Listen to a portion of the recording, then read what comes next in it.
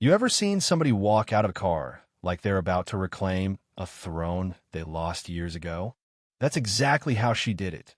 Stepping out of that battered, old black SUV with her chin high, eyes burning holes through the air, still rocking those scuffed prison boots like a pair of designer heels. She didn't even pretend to be friendly, didn't blink, didn't breathe, just stormed straight up my porch, voice cold as a January wind, and hissed, "Get off my property." Yeah, that happened. Only I didn't budge an inch, didn't even shift my weight because everything she thought she ruled, the houses, the driveways, even the cracked sidewalks, every inch of it was mine now. She finally noticed the new metal signs bolted to the lampposts. My name, clear as daylight, stamped right under property owner. You should have seen her face, twisting up, confused, angry, almost scared like the world had flipped upside down while she was away. She tried to hide it, slapped a phony eviction notice on my door, leaned in close, and whispered, "I'm taking everything back." Only problem for her was, I had the real papers, fresh from the city office, signed, sealed, and stamped with more authority than she could ever fake. I just held them up, looked her dead in the eye, and said, "Karen, you already went to prison for this kind of stunt. You sure you want to roll those dice again?" For the first time since she'd come stomping back, her lips trembled. She actually stepped back. But you know the type, never done, never out of schemes. Right then she yanked out her phone, punched in a number fast, and muttered, "He's back on my block. Do it now." And wouldn't you know it, 3 big blacked-out cars started rolling down the street like some B-movie mob scene, engines rumbling against my curb, trying to look all official. Karen flashed a wicked smirk, like she'd just conjured an army out of thin air. Doors swung open, for guys climbed out. Same matching jackets, shiny badges that might fool a drunk at midnight, and this swagger that screamed fake authority, so loud it almost echoed. Karen pointed right at me and shouted, "Arrest him! He's trespassing on my land again." One of the guys nodded, already reaching for his cuffs, like the script had been handed to him yesterday. She stood there, arms folded, whispering under her breath, "Back to prison you go." But what she didn't know, what nobody told her when she was behind bars, was just how much the world had changed since she tried to run this block last time. Whose name was carved into the city records now? Who actually called the shots? I raised my hand real slow, said, "Before you put those cuffs on, maybe you want to check something." The dude just laughed, "Sir, step aside." So I reached into my pocket, pulled out my old leather wallet, flipped it open, and let the sun catch the badge. All 4 of them froze mid-step. Their hands dropped. Eyes went wide. Karen's smug little smile cracked right down the middle. One of her so-called security men, voice barely more than a whisper, looked at her and said, "Ma'am, he's the landlord." Karen snapped, "No, he's lying. Just arrest him." But the guy leading them shook his head, nervous now. "That badge isn't fake. He's not just the landlord. He's the one who signed a contract for every house on this block." Karen looked like someone had yanked the floor out from under her. Her mouth moved, but no sound came out.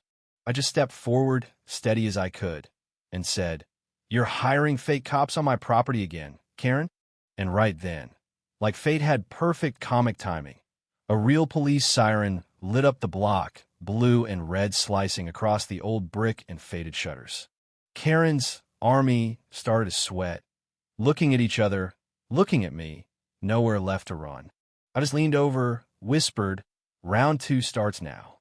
The real cops stopped their cruisers sharper than the fakes ever could. Doors popped open, boots on the ground. The focus shifted. Suddenly every eye, every camera, every nervous neighbor at the window was looking our way.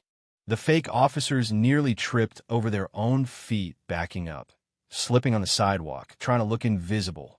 Karen darted glances at them, at me, at the real police, finally realizing she didn't have a single card left to play. A tall cop with a face like he'd seen it all before strolled right up, calm as sunrise. "Ma'am, we got a call about suspicious vehicles." "These yours?" Karen, quick as a snake, tried to fake a smile. "Officer, thank God you're here. He broke into my block. These men work for our HOA security. Arrest him." The officer barely even glanced my way, just raised an eyebrow. HOA security? His patience was wearing thin, You could feel it in the way he pinched his brow. So I just unlocked my phone, held it out. "You might want to see this," I said. Live feed from my street camera, crystal clear, every second. Karen making her call, the 3 blacked-out cars rolling in, her pointing at me like she owned the sun. The officer watched 10 seconds, then turned, slow, heavy, the way you do when you know it's about to get ugly. "Ma'am, you just ordered a false law enforcement action. That's impersonation, again. You remember why you went to prison, right?" Karen flinched hard, like the word prison was a slap in the gut. No, they're real. They said they were. I hired them because this man stole my neighborhood." The cop turned to me, stone-faced. "Sir, you own these properties?" I handed him the file, every deed, every stamp, every page with my name at the bottom. He flipped through it, slow and careful. Karen's jaw dropped, her voice caught in her throat. Reality was hitting her too fast to process. The cop sighed. "Ma'am, he's the legal landlord of this entire block. You're the trespasser." And right then, the twist, one of the fake cops, pale as chalk, stepped forward, hands shaking. "Sir, didn't know she lied. She paid us cash. She said she ran this place. Please, I got a family. Don't press charges." Karen spun on him, eyes blazing. "Don't you dare betray me." But the guy ignored her, looked right at me, like I was the only one who could save him. I stare back, steady, tell the truth. All of it. Right now. He swallowed, nodded. "She hired us last week. She said this whole neighborhood would be hers again, told us to scare you out before the city meeting." Karen shrieked, "Shut up." But nobody was listening anymore except the cops. One officer stepped between them, cool as ice. "Ma'am, put your hands where I can see them." Karen's eyes darted, panic rising. "You can't do this. This is still my block. It's still mine." But the block was silent. All the neighbors were watching from their porches, not a single one stepping up for her. She looked around like she was waking up from a bad dream, her own nightmare with no way out. No more fake security. No more frightened neighbors. No more phony paperwork. Just her alone. She tried to bargain, desperate. "Please just give me one house. Just one. I built this neighborhood." I took a breath, kept my voice calm. "Karen, you didn't build anything. You bullied people. You tore families apart, and you're still trying to do it now." A real officer gently took her wrist. She didn't fight, just looked down, whispering, "This was supposed to be my comeback." As they led her to the cruiser, she twisted back toward me, voice thin as smoke. You think you won?" I shook my head, slow. "No, Karen. I just protected what's mine. What everyone else here deserves." The neighbors, quiet at first, started stepping out, one by one. Faces I'd known for years, some relieved, some just tired. One woman, voice barely above a whisper, said, "It's over." The fake officers gave their statements. The real cops apologized for all the trouble, blue lights fading out as things finally calmed down.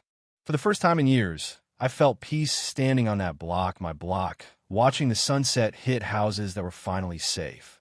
That night, locking my gate, I let myself say what I'd wanted to say since the first moment Karen came back. I didn't steal this place from her. She lost it the second she decided to own everybody, not just her own life. And for the first time, the whole neighborhood slept without fear. No threats, no fake notices, no shadow games. So, let me throw it to you, what you call justice. Is it winning, or just holding the line against folks who can't stand to lose? When someone who's always bullied finally gets their due, is it revenge, or is it balance? Drop your thoughts down below, and let's get real. Share your own stories, your questions about right and wrong, about second chances, and what makes a neighborhood worth fighting for. If you made it this far, hit that like button, tell me where you're watching from, and don't forget to subscribe. There's always another wild HOA story just around the corner. And trust me, you don't want to miss the next one.